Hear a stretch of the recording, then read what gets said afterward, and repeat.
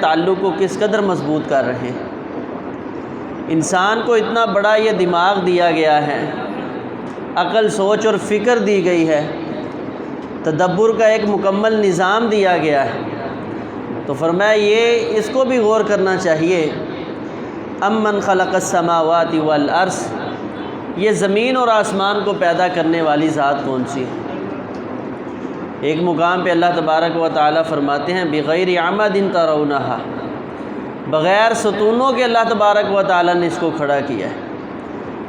یہ کرنی برنی والے جتنے بھی اس دنیا میں کوئی ہیں، ایک آسمان کا چھوٹا سا ٹکڑا، 1 انچ کا ایک ٹکڑا بنا کر دکھا دیں۔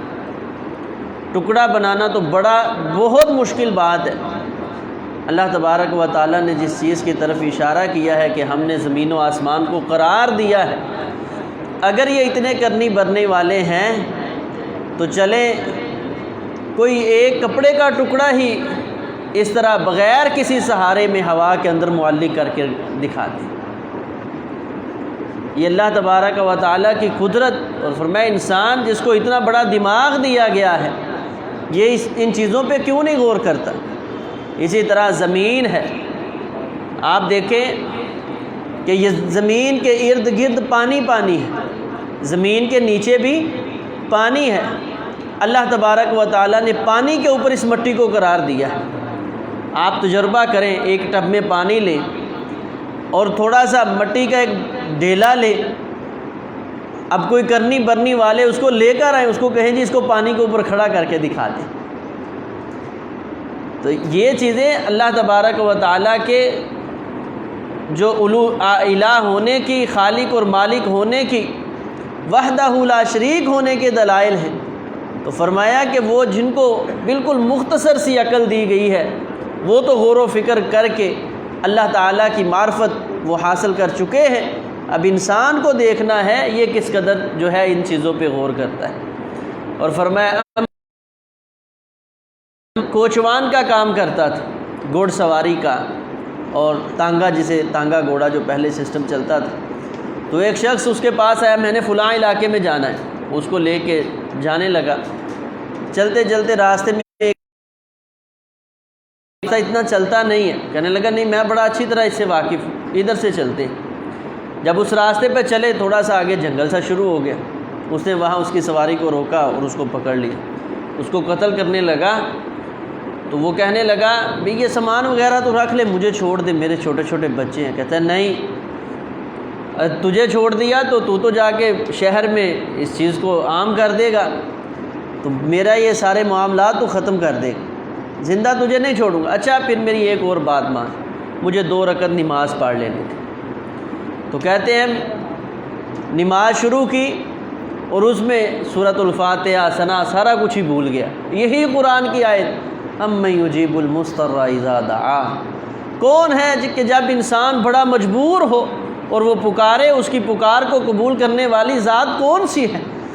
مانگنے کا انداز اللہ تبارک و تعالیٰ کے سامنے کسی مدد مانگی نہیں ہے، وہی اللہ نے جو سوال کیا تھا اسی سوال کو اپنے ذہن میں اپنی زبان پہ لا کر اللہ تبارک و تعالیٰ سے مدد جو ہے استفہام تقریری کے انداز میں مانگی جا رہی ہے۔ دیکھتے ہی دیکھتے ابھی یہ قیام کی حالت میں ہے، کہتے گھڑ سوار آیا، اس نے وہ جو پاس یہ ڈاکو کھڑا تھا اس کو قتل کیا۔ اب اس نے جلدی سے نماز کو مکمل کیا، اس کو پکڑ لی، بھئی تو کون ہے، کہاں سے آیا ہے؟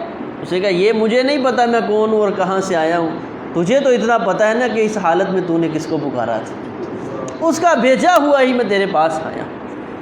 تو یہ انسان کی زندگی میں کتنے ایسے لمحات آتے ہیں جب ہر جگہ بے بس ہو جاتا ہے، ہسپتالوں سے، ارد گرد سے، بڑے چھوٹوں سے، پھر کہتے ہیں نہیں جی بس اب تو اللہ ہی ہے رحم کرم۔ جب اس انتہا پہ آ کے مضطر ہو کر اللہ کی طرف لپکتے ہو تو خوشی میں بھی اپنے رب کو یاد کیا کرو۔ تو فرمایا یہ انسان کے لیے اس کے اندر بڑی نشانیاں موجود ہیں۔ ایک مقام پہ اللہ فرماتے ہیں وَفِي أَنفُسِكُمْ أَفَلَا تُبْصِرُونَ، اپنے نفسوں پہ ذرا غور کرو، تم کہاں سے دلائل ڈھونڈنے ہیں؟ تمہارے نفسوں کے اندر اللہ تبارک و تعالیٰ کے خالق، مالک اور وحدہ لا شریک ہونے کے دلائل موجود ہیں۔ یہ ایک انگلی کا پورا ہے، وجود کا ایک ایک جوڑ ہے کس انداز میں آپ کبھی نومولود بچے کو لے کر بیٹھے کہ 360 جوڑ اللہ تبارک و تعالیٰ نے کس انداز میں جوڑ دی، اور ایک جوڑ کی جو ہے وہ کیا اللہ تبارک و تعالیٰ نے ایک پیمائش رکھی ہے اس جوڑ کی، تو اس کو میرے رب نے اپنی قدرت کے ساتھ کس طرح جوڑا ہے۔ اور پھر یہ جوڑ ٹوٹ جائے، ہڈی ٹوٹ جائے، جتنا مرضی کوئی زور لگا لے، کیا وہ آخر میں کیا کہتے ہیں، جی بڑا اچھا علاج کروایا، لیکن وہ تو بات نہیں نا جو اصل والی ہوتی ہے۔ یہ ہے میرے فرمایا وفی انفسکم افلا تبصرون، اپنے نفس پہ غور کر لو، پھر ہی اللہ تبارک و تعالیٰ کی جو وحدہ لا شریک ہونے کے دلائل تمہیں سمجھ آ جائے، اور انسان کو حیا آ جائے کہ اس خالق اور مالک کے ساتھ میں نے کسی کو شریک نہیں کرنا، پھر یہ چیونٹی کی پکار کی سمجھ آئے، پھر ہدہد کی یہ غیرت والے کلمات سمجھ آئیں، جب انسان ان چیزوں پہ غور کرتا ہے۔ اس کے بعد اللہ تبارک و تعالیٰ نے سابقہ قوموں کا ذکر کیا ہے، اور قیامت کی ایک بڑی نشانی دابۃ الارض کا ذکر کیا ہے۔ امام ابن کثیر علیہ رحمہ نے ابن کثیر میں بڑی تفصیل کے ساتھ روایات کو اکٹھا کیا ہے۔ یہ دابۃ الارض، اس کی جو مختلف صورتیں ہیں، بیل کی مانند ہوگا، شکل اس کی انسان جیسی ہوگی، ہاتھ اس کے بندر جیسی ہوگی، کئی کیفیات اور حالت میں یہ دابۃ الارض جو ہے زمین کا ایک جانور نکلے گا۔ یہ قیامت کی آخری نشانیوں میں سے ایک نشانی ہوگی، اور یہ بول بول کے بتائے گا یہ بندہ مومن ہے، یہ بندہ کافر، یہ بندہ مومن ہے، یہ بندہ کافر۔ بعض روایات میں آتا ہے اس کے پاس موسیٰ علیہ السلام کا عصا ہوگا، سلیمان علیہ السلام کی ایک انگوٹھی وہ اس کے پاس ہوگی، اس سے نشان لگا دے گا کہ یہ مسلمان ہے، یہ کافر ہے۔ تو یہ قیامت کی بڑی نشانی ہے۔ اللہ تبارک و تعالیٰ فرماتے ہیں اس نشانی کے نکلنے سے پہلے اللہ کی وحدانیت پہ ایمان اور یقین رکھ لو، اس دن کے بعد کسی کا ایمان اس کو جو ہے نا نفع نہیں دے گا۔ اس کے بعد اللہ تبارک و تعالیٰ نے پھر قیامت کے جو مناظر اور حالات ہیں ان کو ذکر کیا ہے۔ دوسری صورت اس میں صورت قصص ہے، یہ بھی مکی صورت ہے، اور اس میں اللہ تبارک و تعالیٰ نے تفصیل کے ساتھ حضرت موسیٰ علیہ السلام کے جو ابتدائی زندگی کے حالات ہیں، پیدائش وغیرہ، وہ ذکر کی ہے۔ یہاں ایک بات سمجھ لیں، بڑا مشہور یہ واقعہ ہے کہ فرعون کے جو ہے کہنوں میں سے، وزیروں میں سے کسی کو خواب آئی، آگ کی چنگاری نکلی، اس نے تعبیر پوچھی، اس نے کہا جی ایک بچہ پیدا ہونے والا ہے، وہ جو ہے نا تیری سلطنت کو جلا کے رکھ دے گا، فلاں کام ہو جائے گا۔ اس نے پھر حکم دینا شروع کر دیا کہ بچوں کو قتل کیا جائے۔ ایسا کوئی واقعہ قرآن و سنت سے، تاریخ سے صحیح سند کے ساتھ ثابت نہیں ہے۔ یہ سدی صغیر ایک کذاب راوی ہے، اس کا ایک اپنا قول ہے، تو اس کو مشہور عرف عام کے اندر مشہور کر دیا گیا۔ صحیح بات جو اللہ تبارک و تعالیٰ نے قرآن کے اندر ذکر کی ہے کہ یہ قتل کیوں کرتا تھا، کسی خواب کی وجہ سے نہیں، بلکہ فرمایا یستضعف طائفۃ منہم، یہ بنی اسرائیل کو کمزور کرنا چاہتا تھا، اور کمزور کر کے یذبحون ابناءکم ویستحیون نساءہم، ان کے بیٹوں کو ذبح کرتا تھا اور ان کی عورتوں کو زندہ رکھتا تھا، چھوڑ دیتا تھا، تاکہ ہر امت کی، ہر قوم کی جو قوت ہوتی ہے وہ مرد ہوتے ہیں، اور بنی اسرائیل میں سے مردوں کی قلت کر دی جائے، مردوں کی جو ہے وہ قلت کر دی جائے، عورتوں کی کثرت کر دی جائے، اور اسی کے پیش نظر وہ 1 سال جو ہے بچے قتل کیا کرتا تھا، 1 سال بچے چھوڑا کرتا تھا۔ اگر اس کو خواب آئی ہوتی اور اس کے تناظر میں وہ بات کرتا تو پھر اس کو سارے قتل کر، کس نے بتایا تھا کہ اس سال تو نے چھوڑنے ہیں، اس سال وہ بچہ پیدا نہیں ہوگا؟ تو یہ اس بنیاد پہ 1 سال وہ چھوڑتا تھا کہ اگر ان کی اکیلی عورتیں بچ گئی تو ان کی کفالت جو ہے وہ ہمارے ذمے نہ پڑ جائے، تو 1 سال مرد چھوڑ کے وہ اپنی عورتوں کو بھی سنبھالیں گے، اور بنی جو ہے قبطی جو ہیں، فرعون کا جو قبیلہ ہے، اس کی بھی وہ غلام بن کر زندگی بسر کریں گے۔ اس جو ہے تناظر کے اندر یہ بنی اسرائیل کے بچے قتل کیا کرتا ہے، اور اس نے یہ ایک بار نہیں، حضرت موسیٰ علیہ السلام کی ولادت سے قبل جب شروع میں بنی اسرائیل کو اپنا غلام بنایا ہے، اس وقت بھی قتل کیے۔ پھر حضرت موسیٰ علیہ السلام کی ولادت کے قریب بھی اس نے بچوں کو قتل کیا ہے۔ پھر حضرت موسیٰ علیہ السلام کے جوانی کے وقت بھی اس نے بنی اسرائیل کو، جب حضرت موسیٰ علیہ السلام نے اس فرعون کو آنکھیں دکھائیں تو یہ تبک گیا، ڈر گیا، تو اس وقت اس نے پھر دوبارہ بنی اسرائیل کے بچوں کو قتل کروایا ہے۔ اگر خواب والا معاملہ ہوتا تو یہ بار بار بچے قتل کروانے کا حکم کبھی نہ دیتا۔ تو اللہ تبارک و تعالیٰ نے اس کی وجہ سبب ذکر کیا ہے، فرمایا یستضعف طائفۃ منہم، وہ ان کی جماعت کو، مسلمانوں کی، بنی اسرائیل کی جماعت کو کمزور کرنا چاہتا تھا۔ اور کمزور کرنے کا طریقہ کیا ہے کہ ہمیشہ اس قوم کے اندر مردوں کی حیثیت کو ختم کر دیا جائے۔ آج بھی ہمارے دور کے اندر یہ اس کو کم علمی کہا جائے گا یا کم فہمی کہا جائے گا، آپ سنیں گے نیٹ کے اوپر بیٹی کی عظمت، بیٹی کی عظمت، بیٹی کی عظمت چلی ہوتی ہے۔ شریعت اسلامیہ کے اندر میرے ناقص علم کے مطابق بیٹی کی عظمت کے اوپر کوئی قرآن و سنت کی جو ہے دلیل موجود نہیں۔ بیٹے کا مقام ہے، بیٹی کا احساس ہے۔ بات میری ذرا سمجھنے کی کوشش کریں، عظمت بیٹے کی ہے، احساس بیٹی کا ہے۔ اب دلائل پیش کرتے جی، صحیح بخاری کی روایت ہے، رسول اللہ صلی اللہ علیہ وسلم نے فرمایا جس نے 2 بیٹیاں پالی یا اللہ تعالیٰ نے جس کو بیٹیاں عطا کی تو اس نے اس کی پرورش کی اور جو ہے اچھے گھر میں اس کا بیاہ کر دیا، کل قیامت کے دن کن لہ حجابا من النار، یہ بیٹیاں اس مرد کے لیے جو ہے پردہ بن جائیں گی، جہنم سے آڑ بن جائیں گی۔ یہ بیٹی کی فضیلت ہے۔ اب یہ اردو میں تو فضیلت ثابت ہوتی ہے، لیکن اگر آپ وہ حدیث پڑھیں تو آپ کو سمجھ آ جائے گی کہ کس قدر فضیلت ہے۔ نبی علیہ الصلوۃ والسلام نے جو اس حدیث میں ذکر کیا وہ شروع میں کیا ہے، فرمایا من ابتلی من البنات شیء، جو بندہ بیٹیوں کی وجہ سے آزمایا گیا، لفظ استعمال کیا جاتا ہے۔ بیٹے اللہ کی نعمت ہے، بیٹیاں رحمت ہے۔ اولاد مکمل اللہ کی نعمت ہے، وہ بیٹی ہو یا بیٹا ہو۔ نیک اولاد اللہ کی طرف سے رحمت ہوتی ہے۔ یہ کہنا بیٹی رحمت ہے اور بیٹا نعمت ہے، یہ درست نہیں ہے۔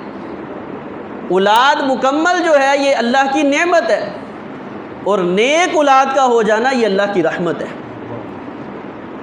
اسی طرح رسول اللہ صلی اللہ علیہ وسلم نے فرمایا جو بیٹیوں سے آزمایا گیا فصبر علیہن، پھر اس نے اس آزمائش کے اوپر صبر کیا، وَأَدَّبَهُنَّ، پھر ان کو تعدیب دی، ادب سکھایا، پھر اچھے گھر میں ان کی شادی اور بیاہ کر دیا، کُنَّ لَهُ حِجَابًا مِّنَ النَّارِ، یہ بچیاں جو ہے اس بندے کے لیے کل قیامت کے دن جہنم سے آڑ بن جائے گی۔ تو اگر یہ رحمت ہوتا یا معاملہ جس طرح ہمارے ہاں فضیلت ذکر کی جاتی ہے، اللہ کے رسول صلی اللہ علیہ وسلم کبھی اس کو ابتلا نہ کہتے۔ اس کی میں آپ کو ایک مثال دیتا ہوں۔ اگر یہ کُنَّ لَهُ حِجَابًا مِّنَ النَّارِ فضیلت ہے تو رسول اللہ صلی اللہ علیہ وسلم نے فرمایا انا وکافل الیتیم فی الجنۃ کہاتین، میں اور یتیم کی کفالت کرنے والا جنت میں اس طرح ہوں گے۔ اب اس جگہ یتیم کی فضیلت بیان کی جا رہی ہے یا یتیم کا احساس بیان کیا جا رہا ہے؟ یتیم کا احساس بیان کیا جا رہا ہے کہ جاہلیت میں یتیم کے حقوق کو غصب کیا جاتا تھا، اسی طرح بیٹیوں کے حقوق کو غصب کیا جاتا تھا۔ تو فرمایا ان کا احساس کرو، ہمارے ہاں ان کی فضیلت عظمت میں اس قدر لوگ بڑھ گئے ہیں، وہ ماں کی بات ہو، وہ بیٹی کی بات ہو، وہ بہن کی بات ہو، اس قدر لوگ اس میں تجاوز کر گئے ہیں کہ مرد کو کچھ سمجھا ہی نہیں جاتا۔ جبکہ جتنے فضائل قرآن و سنت کے اندر ماں کی عظمت کے اوپر مبنی ہیں، اتنے اس سے بڑھ کے باپ کی عظمت کے جو دلائل قرآن و سنت کے اندر موجود ہیں۔ انشاءاللہ کبھی موقع ملا تو وہ ذکر کریں گے جتنے دلائل ہیں۔ اسی طرح ماں کی خدمت ہے، باپ کی اطاعت ہے، ان دو لفظوں میں جو فرق ہے وہی ماں باپ کی عظمت میں فرق ہے۔ تو یہ ماں ماں کرتے رہنا، بیٹی بیٹی کرتے رہنا، باپ کو نہ جو ہے اس کا ذکر نہ کرنا، بیٹے کی عظمت نہ کرنا، یہ شریعت کو مطلوب و مقصود نہیں ہے، بلکہ مسلمانوں کی قوت ہے۔ اور پیغمبر علیہ السلام نے فرمایا المؤمن القوی خیر من مؤمن الضعیف، ایک قوی مومن جو ہے، قوی مومنوں کی جماعت وہ کمزور مومنوں سے بہت اللہ کے ہاں بہتر ہے۔ تو قوی کب بنیں گے؟ جب اس امت کے افراد کے اندر مردوں کی کثرت ہو جائے گی۔ اور رسول اللہ صلی اللہ علیہ وسلم نے عورتوں کی کثرت کو قیامت کی نشانی قرار دیا ہے۔ تو بات جو میں سمجھانا چاہتا ہوں، یہ ایک فرعونی سوچ ہے کہ اللہ تعالیٰ یہ جو ہے بیٹی، اس کا بڑا اتنا مقام بیان کر کے یہ فیس بک بھری پڑی ہے پیغمبر علیہ الصلوۃ والسلام کے اوپر جھوٹ بول اللہ فرماتے اللہ پہ جھوٹ، میں جس گھر پہ خوش ہو جاتا ہوں اس گھر میں بیٹی بھیج دیتا ہوں۔ کہیں قرآن و سنت سے یہ چیزیں ثابت نہیں ہیں۔ اللہ تبارک و تعالیٰ سے پوچھا گیا، اللہ آپ کو سب سے زیادہ پسندیدہ گھرانہ کون سا لگتا ہے؟ جس گھر کے اندر بیٹی چلتی پھرتی۔ کہاں سے یہ روایات مل گئی؟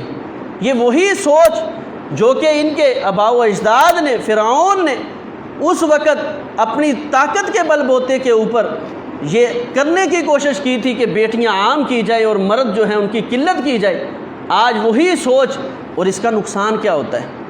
نقصان جو میں آپ کو ذکر کرنا چاہتا ہوں وہ یہ ہے کہ اگر کسی کے ہاں بیٹیاں زیادہ پیدا ہوں تو ان کو کہا جائے یار آپ اس کی دوائی لیں، علاج کروائیں، یہ بیماری کی بھی ایک قسم ہے، تو وہ کہتا ہے نہیں جی یہ تو اللہ نے بس دینی ہے۔ لو بیٹیوں سے کوئی نفرت، بیٹیوں سے نفرت نہیں، احساس ہے۔ جیسے میں نے یتیم کی آپ کو مثال دی ہے، اب یہ تو کوئی نہیں کہتا نا کہ بھئی یتیم کی کفالت کرنے کی اتنی فضیلت ہے، اے اللہ میرے بھتیجے نو یتیم کر دے، کوئی کہتا ہے ایسے؟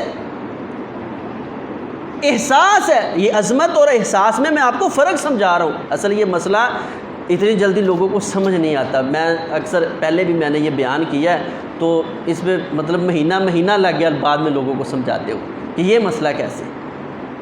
تو بات کیا ہے کہ احساس ہے، عورت کا احساس ہے شریعت اسلامیہ کے اندر، عظمت اور مقام امت مسلمہ کا ہے تو مردوں کے ساتھ ہے، وہ بیٹے کی حیثیت سے ہو، خامد کی حیثیت سے ہو، باپ کی حیثیت سے ہو۔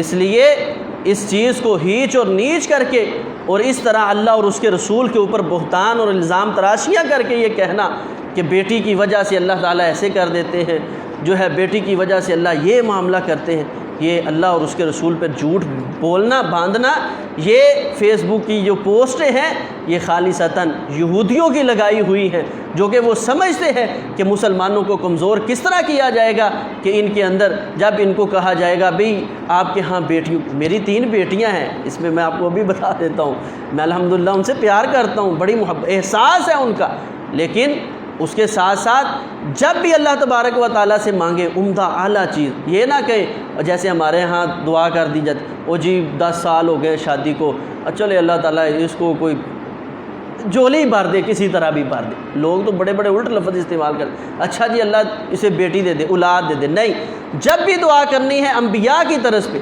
حضرت ابراہیم علیہ الصلوۃ والسلام کتنی عمر ہے؟ 86 سال کے قریب عمر ہے، تو اللہ تعالیٰ سے کیا مانگا ہے؟ اللہ مجھے اپنی طرف سے صالحین میں سے چاہیے، نیک چاہیے، اور نیکوں میں سے کون ہے؟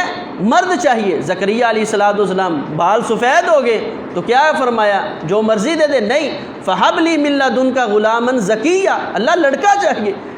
انبیاء کی دعاؤں کا یہ طریقہ ہے کہ انہوں نے اللہ تبارک و تعالیٰ سے جب مانگا ہے بیٹا مانگا ہے، جب کسی کو دعا دے یہ دعا دے اللہ تعالیٰ تجھے نیک صالح بیٹا عطا فرمائے۔ یہ امت کا، ہماری امت کا معیار ہے کہ اللہ تعالیٰ اس میں جو ہے مردوں کی کثرت کرے اور قوت جو ہے جماعتی طور پہ یہ قوت جو ہے یہ بڑھ جائے۔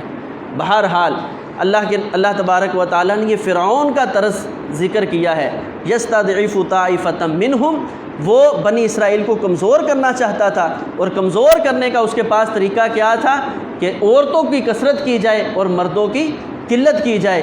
اگر کسی کے ساتھ ایسا معاملہ ہے، کوئی اس کی رہنمائی کرتا ہے تو اس کو یہ دعائی لینی چاہیے، استعمال کرنی چاہیے، اللہ سے یہ دعا کرنی چاہیے۔ یہ کوئی جو ہے شریعت کی مخالفت نہیں، بلکہ عین شریعت کے موافق چیز ہے کہ بیٹے کے حصول کے لیے انسان کے دل کے اندر ایک تڑپ، ایک طلب ہونی چاہیے، بیٹی کے لیے ایک احساس ہونا چاہیے۔ اس کے بعد اللہ تبارک و تعالیٰ نے حضرت موسیٰ علیہ الصلوۃ والسلام کا وہ تفصیلی واقعہ سارا ذکر کیا۔ جب بڑے ہوئے تو فرعونی اور قبطی آپس میں جھگڑ رہے تھے، حضرت موسیٰ علیہ الصلوۃ والسلام نے اتفاقی طور پہ اس کو یعنی چھڑانے کی خاطر اس کو ایک گھونسا مارا، وہ مر گیا۔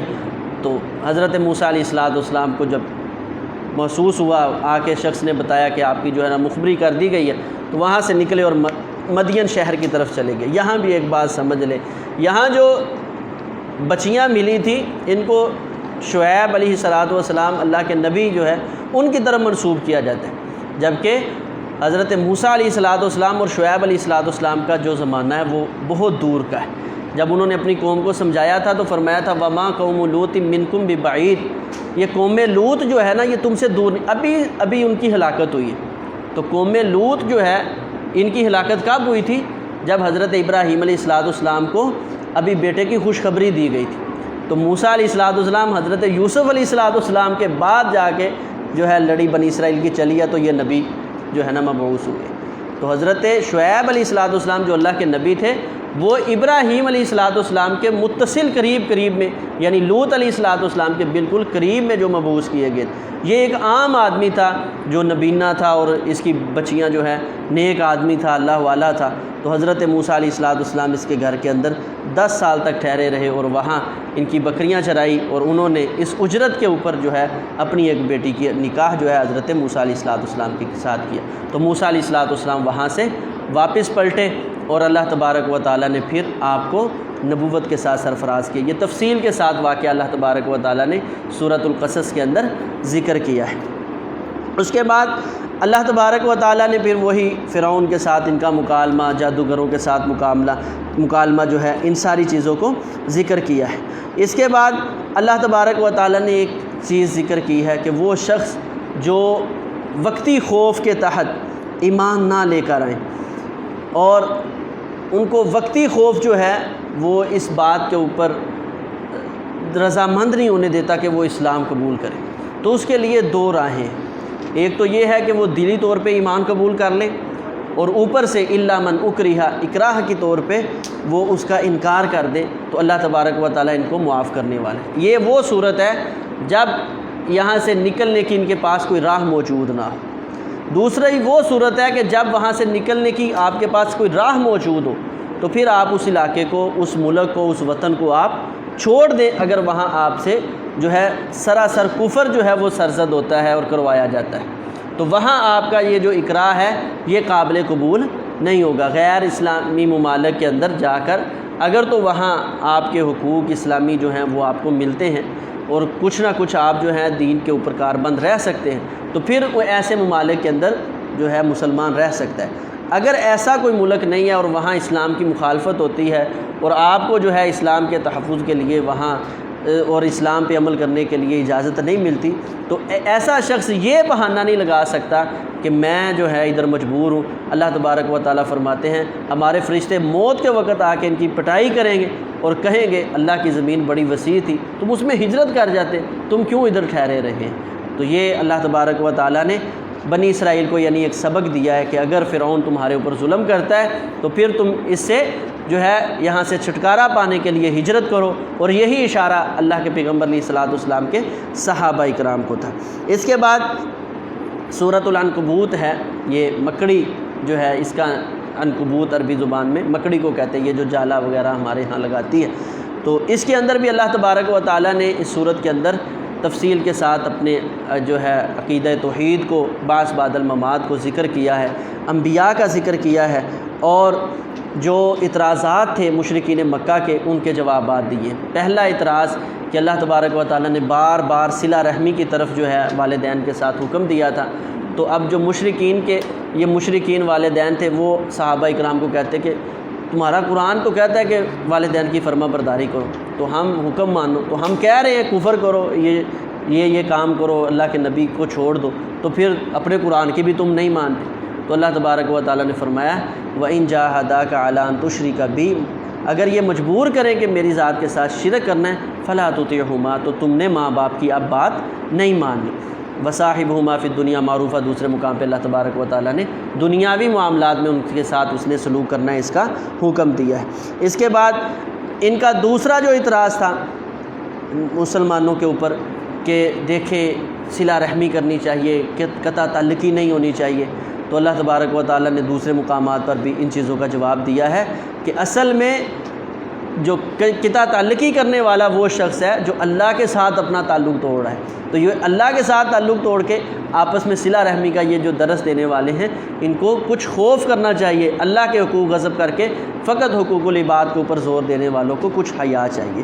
اس کے بعد اللہ تبارک و تعالیٰ نے آخر پہ یہ ساری چیز ذکر کر دی کہ یہ جتنے دلائل لے کر بیٹھے ہیں مشرکین. اب میں نے پہلے بھی ذکر کیا تھا 12ویں پارے میں کہ ہر باطل آدمی کے پاس کوئی نہ کوئی دلیل موجود ہوتی ہے، لیکن مولانا محمد حسین شیخ پوری علیہ رحمہ فرمایا کرتے تھے ہر باطل عقیدے کی دلیل کا رد اللہ تبارک و تعالیٰ نے اگر آپ اس دلیل کو بغور پڑھ لینا تو وہیں آپ کو مل جائے گا. سیاق و سباق میں وہیں اس کا رد کہیں نہ کہیں موجود ہوتا ہے. جو بھی آدمی جو ہے غلط نظریے کو وہ عقیدے کے اندر ہو عمل کے اندر ہو اپنانے کی کوشش کرے تو آپ فوراً اس سے حوالہ مانگے، اس حوالے سے آپ اس کو دیکھ لیں کہ بھئی اس کا سیاق و سباق کیا کہتا ہے، آپ کو اس کا جواب مل جائے گا. اسی قرآن کی آیت میں وہی حدیث کے اندر ہی اس کا جواب ملے گا. لیکن پڑھنے والا بغور پڑھے. اس کی میں آپ کو ایک مثال دیتا ہوں. عمومی طور پہ اعتراض ہوتا ہے یہ تراویح کے اوپر کہ نبی علیہ السلام نے صرف 3 دن پڑھائی ہیں